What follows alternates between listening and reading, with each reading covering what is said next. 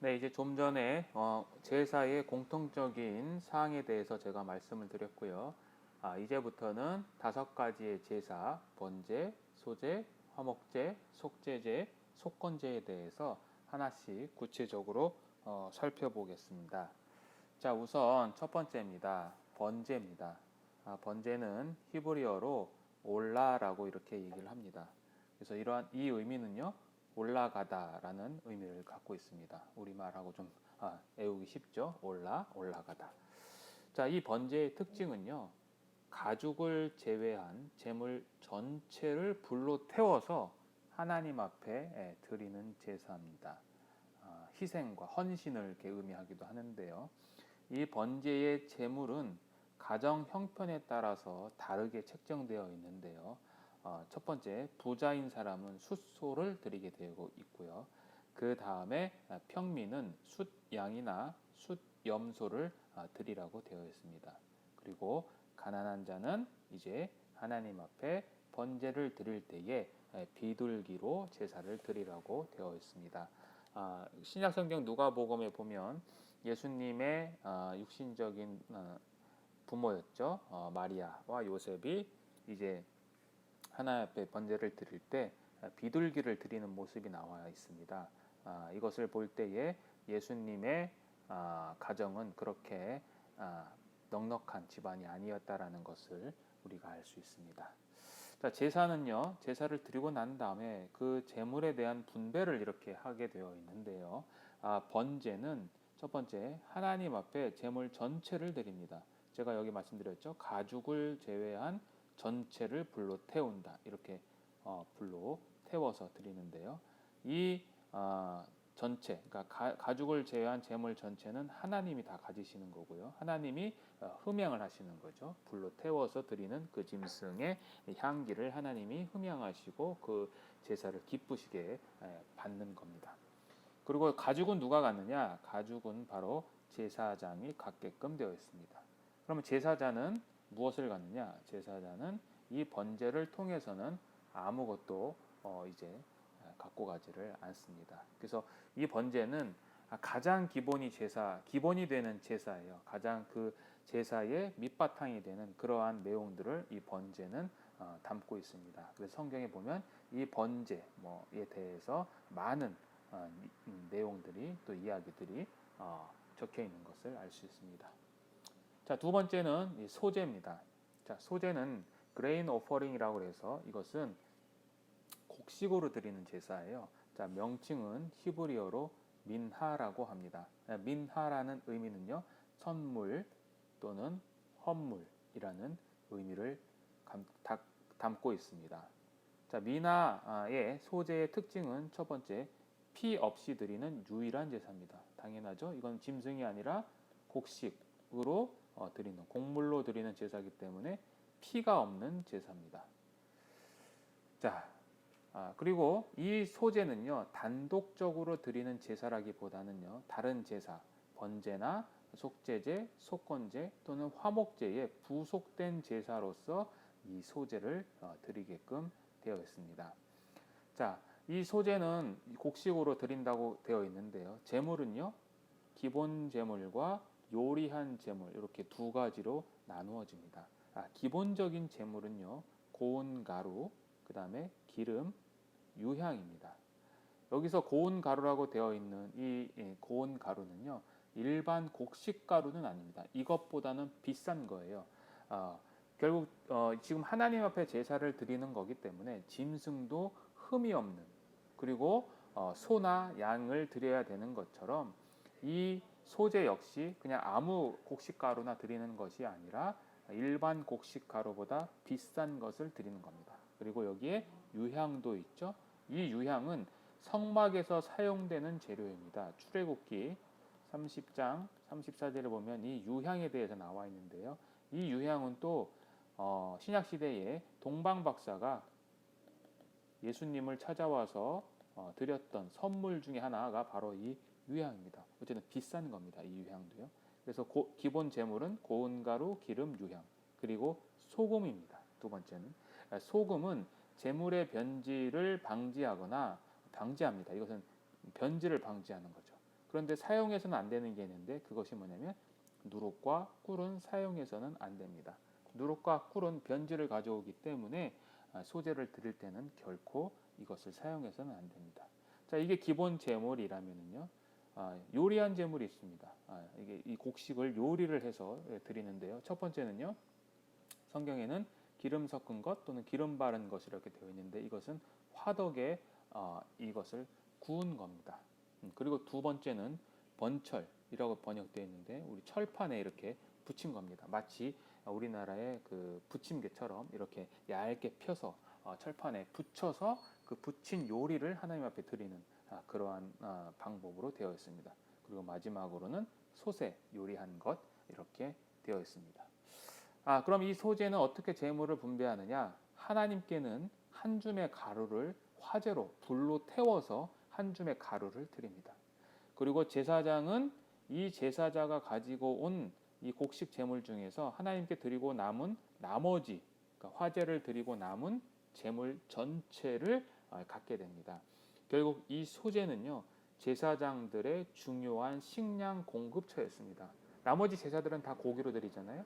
제사장들이 고기만 먹고 살 수는 없지 않습니까? 그래서 바로 이 식량 공급을 바로 이 소재를 통해서 제사장들이 받게 된 겁니다. 그리고 제사자는 번제와 마찬가지로 제사자는 이 제사를 통해서 아무것도 갖고 가는 것이 없습니다. 그래서 이 소재는 바로 곡물로 드리는 피 없이 드리는 제사다라고 우리가 이해하면 됩니다. 자, 세 번째는 화목제입니다. 화목제는 히브리어로 쉘라밈이라고 하는데요. 이 뜻은 평안, 교제, 기쁨이라는 의미를 갖고 있습니다. 쉘라밈은 히브리어 샬롬 다 아시죠? 평화라는 그 동일한 어원에서 파생되어 있습니다.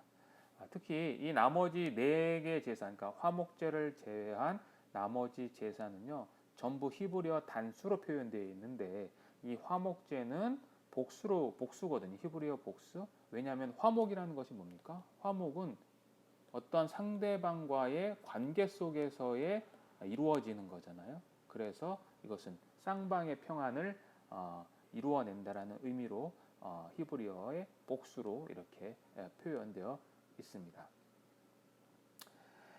특징은요. 첫 번째, 제물을 백성이 나눠 먹을 수 있는 잔치적 성격의 제사입니다. 자, 방금 전에 살펴본 제사나 소제는 번제나 소제는 어땠어요? 모든 제물을 하나님이 가져가시거나 제사장이 가져갔죠. 그 제물을 가지고 그 제사자가 갖거나 소유할 수 없었습니다. 그러나 이 화목제는요, 그 제물을 백성이 나눠서 먹을 수 있습니다. 그리고 이 화목제는요, 사람 간의 수평적인 교제를 굉장히 강조합니다. 번제는 하나님과의 수직적인 관계를 의미한다라면 이 화목제는 인간끼리의 수평적인 관계를 굉장히 강조합니다. 그리고 화목제는 속죄에 대한 직접적인 언급은 없습니다. 제가 좀 전에 그 제사에 대해서 이야기할 때 모든 제사는 속죄의 기능이 있다라고 말씀을 드렸죠. 그런데 이 화목제도 속죄의 기능이 있습니다. 왜냐하면 안수와 피의 처리 방법이 번제와 동일합니다. 결국 안수와 피가 있다는 것은 뭐냐면 이 화목제 역시 속죄의 기능이 있는 것이지만 그렇지만 속죄에 대한 직접적인 언급은 레위기서에서는 기록하고 있지 않습니다. 자, 화목제는 종류가 3가지로 나눠집니다. 첫 번째, 감사제입니다. 감사제는 특별한 축복을 받았을 때, 그러니까 특별한 하나님으로부터 은혜를 받았을 때 자원하는 마음으로 드리는 제사입니다. 감사제입니다. 두 번째는 서원제입니다. 이것은 서원에 이행을 할 때 드리는 제사입니다. 세 번째는 자원제 또는 낙헌제라고도 번역되어 있는데요. 이것은 그냥 우리가 삶 가운데에서 있는 어떤 아주 작은 기쁨이라고 할지라도 그 기쁨이 있을 때에 감사제는 특별한 축복이 있을 때라면 이 자원제나 낙헌제는 아주 일반적인 기쁨이 있을 때 자원해서 드리는 제사입니다. 그래서 이 자원제의 또 특징 중에 하나가 뭐냐면 이 자원제는 일부 흠 있는 짐승도 허용됩니다. 레위기서 22장 23절에 보면 기록되어 있는데요. 예외적인 규정이 있어요. 바로 이 자원제는 일반적인 제사를 드리는 건데 흠이 있는 짐승도 드릴 수 있었다라는 것을 제가 말씀을 드립니다. 자, 화목제의 제물로는요 번제와 동일합니다. 소와 양과 염소입니다. 그런데 비둘기는 드릴 수가 없어요. 왜 비둘기는 드릴 수 없었을까요? 자, 이 화목제의 특징이 첫 번째가 뭐라고 그랬습니까? 제물을 백성이 나눠 먹을 수 있는 잔치적 성격의 제사라고 제가 그랬죠. 자, 비둘기는 백성들이 나눠 먹을 수 있겠습니까? 비둘기는 너무 작아서 여러 사람이 나누어 식사할 수 없겠죠. 그래서 비둘기는 제외되어 있습니다. 그리고 이 화목제는 암컷도 가능합니다. 제가 번제는 수컷만 가능하다고 그랬죠. 그런데 이 화목제는 암컷도 가능합니다.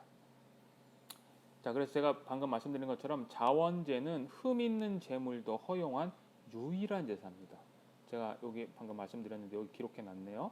자, 소나 양의 지체가 더하거나 덜하거나 한 것은 너희가 자원 제물로는 쓰려니와 이 자원제가 바로 요겁니다. 화목제. 그러니까 소나 양의 지체가 더하거나 덜한 것, 즉 흠이 있어도 자원 제물로는 쓸 수 있다라고 하나님은 말씀하신 겁니다. 그래서 이 화목제는 친교적인 의미의 나눠 먹는 제사, 그리고 암컷이 가능한 그러한 제사였다라는 것을 우리가 살펴보면 됩니다. 자, 제물 분배는 그럼 화목제는 어떻게 했을까요? 제물 분배는 제가 말씀드린 것을 유추해 보면 누가 제일 많이 가져갔겠어요? 예, 그렇습니다. 제사자가 제일 많이 가져갑니다. 자, 하나님은요 기름만 가져갑니다. 성경에 보면 기름 부위, 콩팥, 기름진 꼬리만 하나님 앞에 화제로 드린다고 되어 있어요. 자, 여기 기름진 꼬리라고 되어 있는데 이 기름진 꼬리가 뭐냐면요, 요게 그 팔레스타인 지방, 중동 지방에서 기르는 이 양의 그 종류 중에 지미양이라는 품종입니다. 이 지자가 기름지자라고 하더라고요. 미는 꼬리 밑자고요. 그러니까 꼬리에 지방이 많은 품종인데요. 지금 이렇게 스케치로도 되어 있고 제가 직접 사진도 이렇게 찾아봤는데요. 이렇게 꼬리 부분에 지방이 엄청 달려 있습니다. 그래서 이 꼬리의 평균 무게가 7kg 정도 되었다고 하더라고요. 기록에는 36kg까지 이 꼬리 무게가 나갔다라는 기록도 있는데요. 그래서 어떤 양 같은 경우는 이 꼬리가 너무 무거워서 지금 제가 낙서를 했는데 이 부분에 이렇게 수레를 달아서 이렇게 힘들지 않게 했다라는 그러한 기록도 있습니다. 어쨌든 이 기름진 부위를 하나님 앞에 화제로 드리라고 되어 있습니다. 자, 그리고 제사장은요 이 짐승의 가슴과 오른쪽 뒷다리를 갖게 됩니다.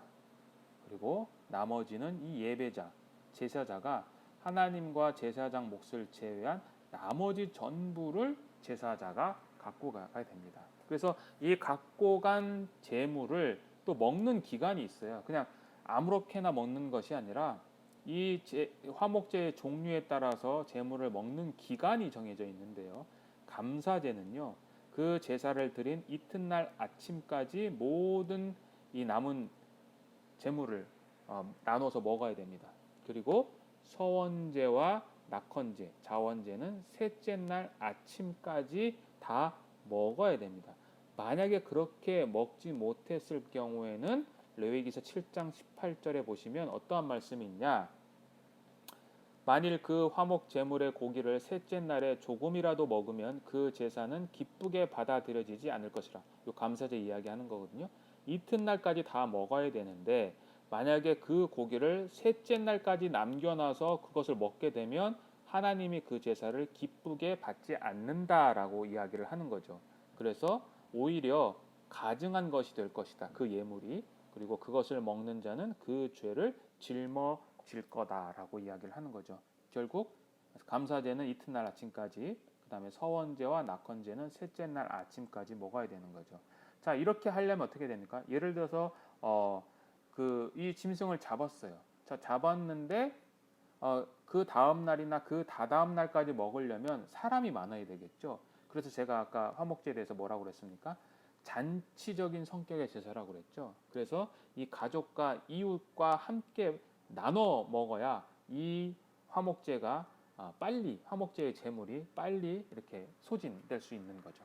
그래서 이 제사는 하나님께서 우리들에게 또는 이스라엘 백성들에게 주신 잔치적 성격의 제사다라는 것을 우리가 알 수 있습니다. 자, 그 다음에는 속죄제입니다. 자, 속죄제는 히브리어로 하타트라고 하는데요. 하타트라는 뜻은 죄나 정결이라는 의미를 갖고 있습니다. 제가 서두에 말씀드린 것처럼 모든 제사가 속죄의 기능이 있습니다. 속죄의 기능은 모든 제사가 갖고 있어요. 그래서 이 속죄제가 유일한 속죄 기능을 갖고 있는 것은 아닙니다. 오히려 이 속죄제를 자세히 보면 이 속죄제를 속죄제로 번역하기보다는 이것은 정결제, 부정하게 된 것을 정결하게 하는 역할을 하거든요. 이 속죄제가요. 정결제 또는 정화제로 번역하는 것이 이 제사의 성격을 잘 드러냅니다.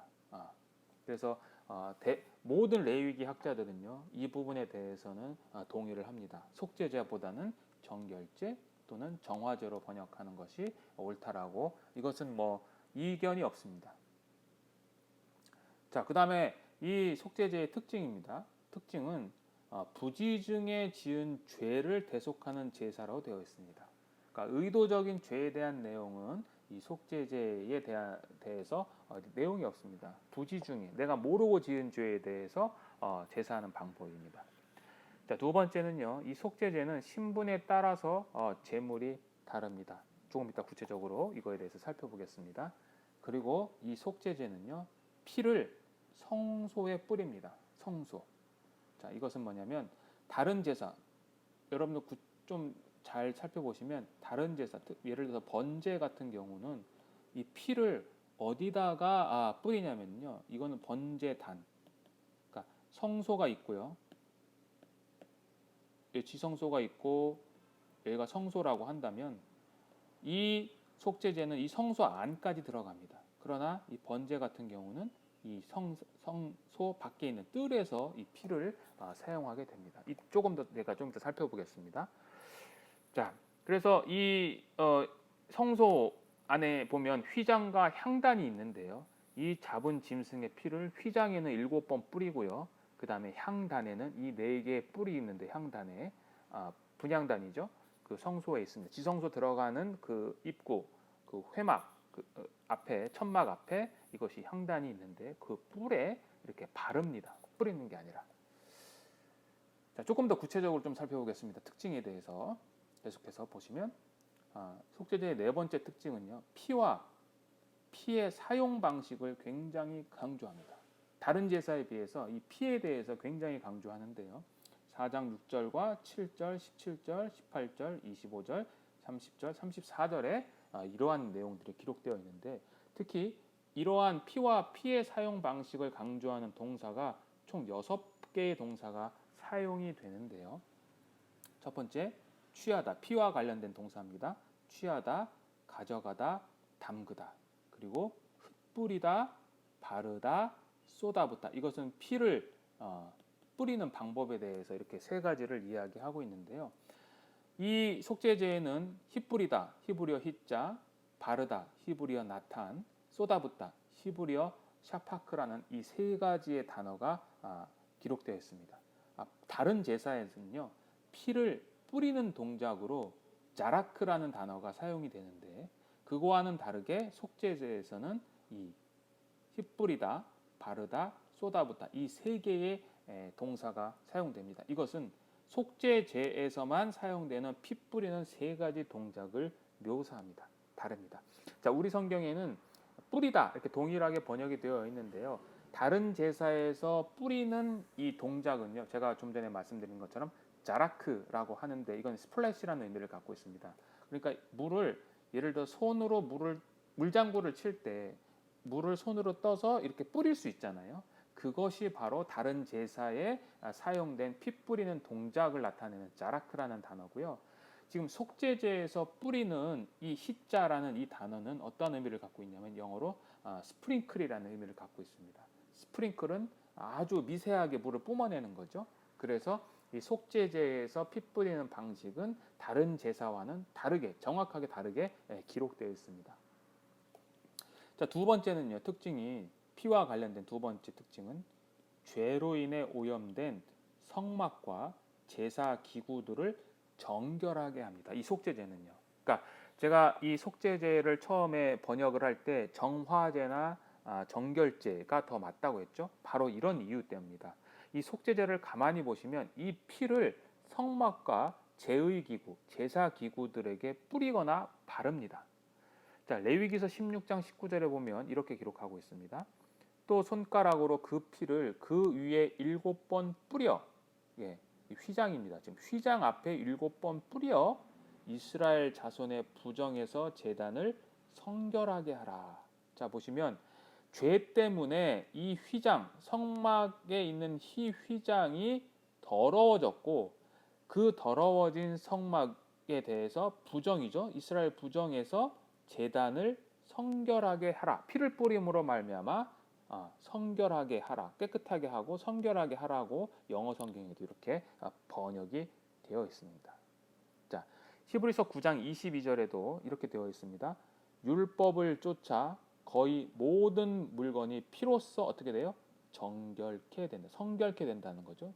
피로써 정결하게 되는 겁니다. 그러니까 피를 뿌림으로 말미암아 정결하게 된다. 그러니까 모든 물건, everything be cleansed with blood. 그러니까 피로 말미암아 모든 것들이 깨끗하게 된다라고 히브리서에서도 기록하고 있습니다. 결국 이것은 어떤 의미냐면요. 인간의 죄는 사람을 더럽게도 하지만 동시에 하나님이 임재하시는 상징적인 장소인 성막과 그리고 제사 기구들도 이 죄는 더럽게 하는 거예요.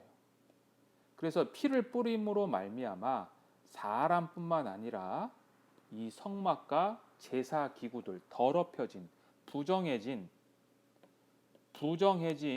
이 제사 기구들을 피를 뿌림으로 말미암아 정결하게 하는 것이 바로 속죄제의 목적입니다.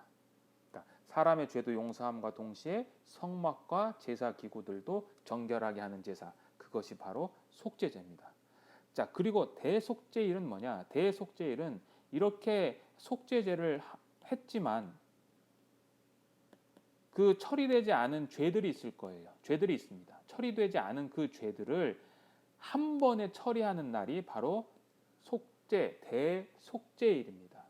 그래서 이 대속죄일은 제사장이 성소뿐만 아니라 이제 지성소 안에 들어가서 가장 거룩한 그 지성소 안에 있는 법궤의 피를 뿌림으로 말미암아 이스라엘 백성들의 모든 죄를 용서함과 동시에 그동안 속죄제로 인해 처리되지 못해서 부정하게 된 이 부정결을 이날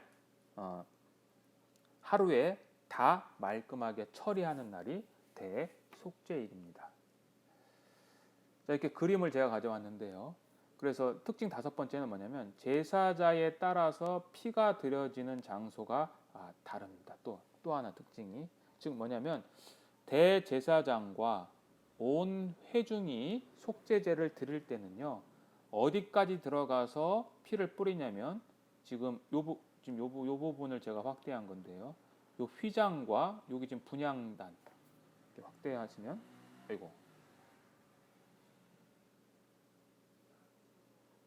여기 휘장과 분향단에 피를 7번 뿌리고 이 네 뿔에 바릅니다. 그러니까 대제사장하고 이스라엘 온 회중이 죄를 지었을 때는 바로 성소 안으로 들어가는 거죠. 그만큼 죄의 영향이 크다라는 거예요. 대제사장이 지은 죄는 일반 백성이 지은 죄와는 다르다라는 것을 볼 수 있습니다. 또 하나 대제사장과 온 회중의 죄가 피를 드려지는 장소가 같다라는 것은 대제사장과 온 회중은 동급이다라는 것을 우리에게 또한 암시하고 있습니다. 자, 그렇지만 반대로 족장이나 이스라엘 족장이나 평민은 그 속죄제의 제물의 피를 가지고 어디에서 처리하냐면 요 번제단에서 처리합니다. 그러니까 이 족장과 평민은 이 번제단에서, 그리고 대제사장과 온 회중의 죄는 속죄제를 지을 때 바로 이 성소 안으로 들어가서 피를 뿌린다. 그리고 대속죄일에는 이 성소, 여기가 성소인데요. 여기가 지성소고 이쪽이 성소인데 이 휘장이 이렇게 가로막혀 있습니다. 대속죄일에는 이 휘장 안까지 들어가서 정결하게 하는 일을 하게 하는 겁니다. 자, 이렇게 제사를 특징이 있고요. 자, 제물은 어떻게 되냐면 제물은 속죄제에 따라서, 속죄제는 그 사람에 따라서 제물이 다르다고 제가 말씀을 드렸는데요. 대제사장과 온 회중은 숫소를 드려야 됩니다. 숫소, 가장 가치가 있는 거죠. 숫소. 그 다음에 족장은 숫염소,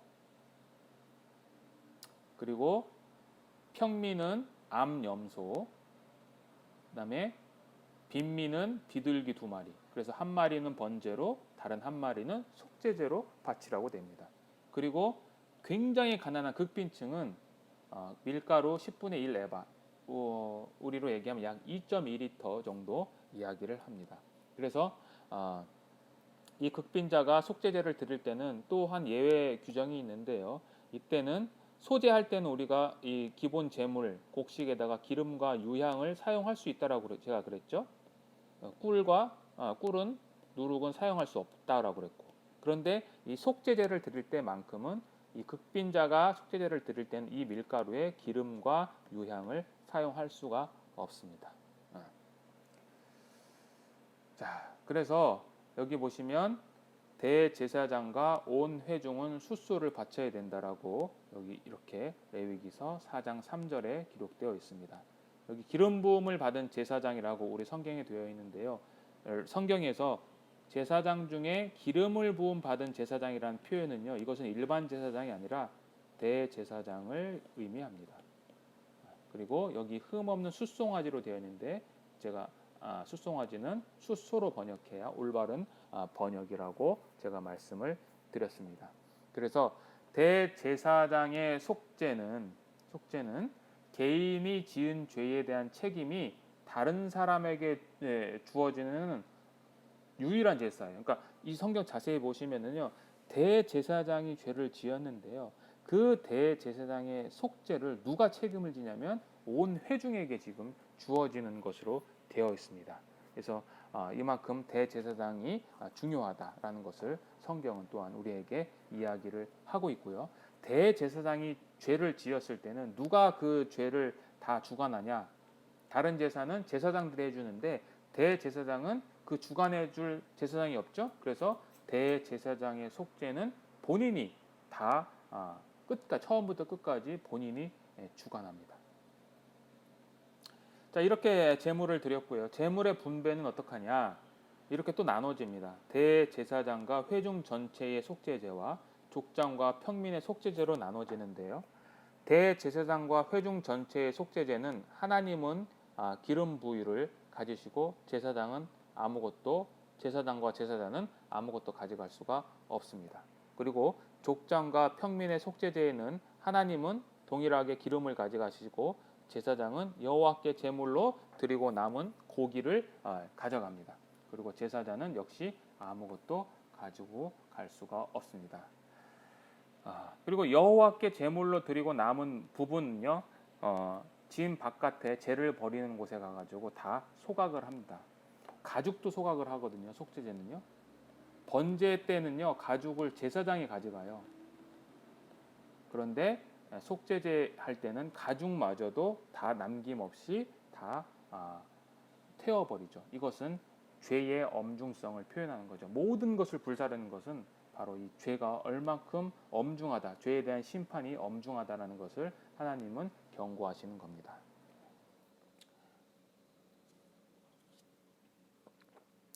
자, 모든 제사가 사실은 그리스도인과 또는 예수님과 관계가 있는데요. 속죄제와 그리스도 또는 그리스도인에 대해서 좀 살펴보려고 하는데요. 제가 여기 이제 하나 적어놨습니다. 성도는 뭐냐? 성도는 예수 그리스도의 피가 뿌려진 자들이다라고 제가 기록해놨습니다.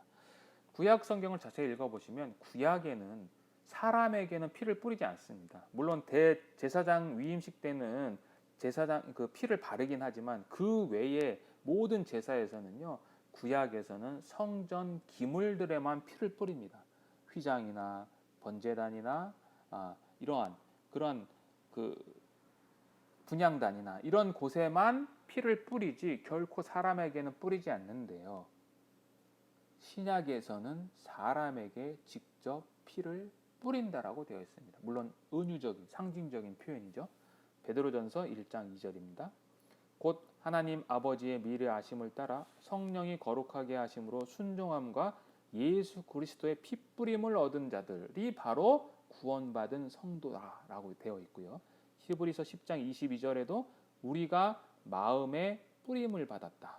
그리고 번역에 뿌림을 받아 되어 있는데 이것을 세 번역으로 번역을 했는데요. 세 번역 성경에는 우리는 마음에 다 예수의 피를 뿌려서, 그래서 신약 시대에는 예수님의 피가 성도에게 뿌려졌습니다. 그래서 제가 성도란 예수 그리스도의 피가 뿌려진 자들이다라고 되어 이렇게 기록해 놨습니다. 자, 그래서 고린도전서 3장 16절에서 17절에 보면 이렇게 되어 있습니다. 너희가 하나님의 성전인 것과 하나님의 성령이 너희 안에 거하시는 것을 알지 못하느뇨.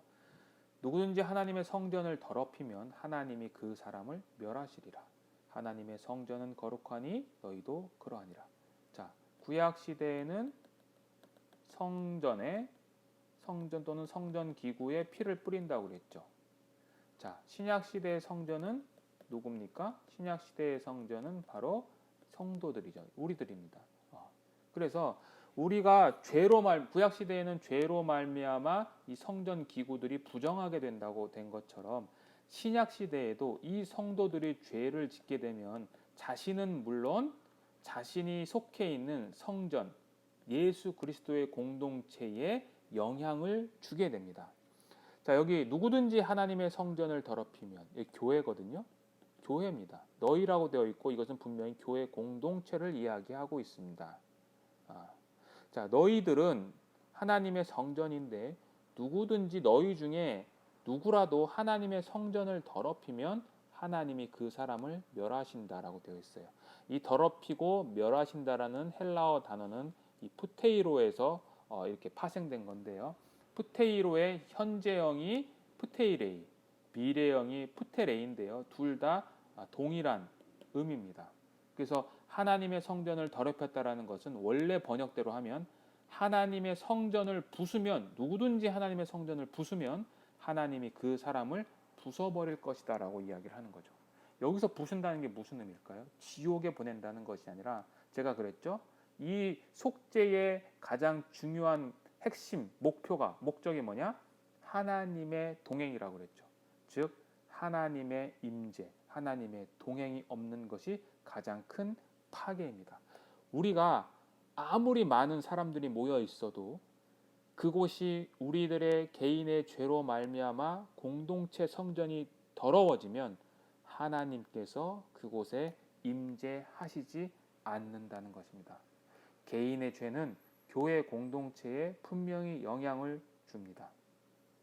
그래서 교회는 교인의 숫자나 화려하고 웅장한 예배당이 아니라 공동체의 거룩함을 통해서 하나님의 영광과 복음의 메시지를 전달해야 됩니다. 이것을 우리가 분명하게 명심해야 됩니다.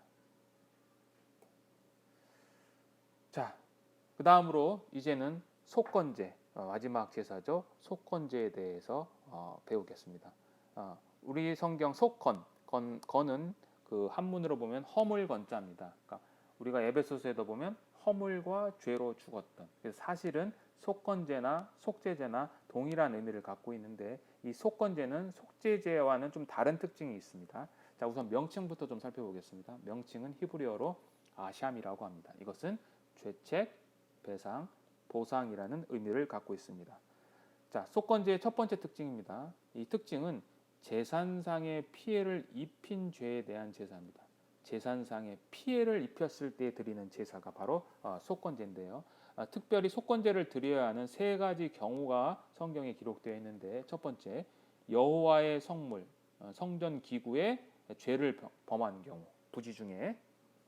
두 번째, 부지 중에 여호와의 계명을 어겼을 경우에. 그리고 세 번째, 타인의 재산에 피해를 입혔을 때 제사자는 속건제를 반드시 드려야 됩니다. 그런데 이 속건제를 드릴 때는 재산상의 피해를 입혔기 때문에 그냥 죄를 용서해야만 된다, 죄를 용서한다, 그런 의미가 아니라 반드시 그 죄를 범한 물건의 원금의 20%, 5분의 1에 해당되는 것을 반드시 배상을 해야 됩니다. 결국 뭐냐면 속건제는 죄를 이 빚의 개념으로 형상화시킨 거예요. 죄가 빚이다. 다른 사람에게 끼친 빚이 있고 그 빚은 반드시 갚아야 되는데, 갚을 때는 원금의 20%를 120%죠. 원금의 20%를 더해서 플러스해서 추가로 배상해야 된다라고 이야기를 하고 있습니다. 그리고 이 속건제의 특징은요, 피해 사용에 대한 언급이 없습니다.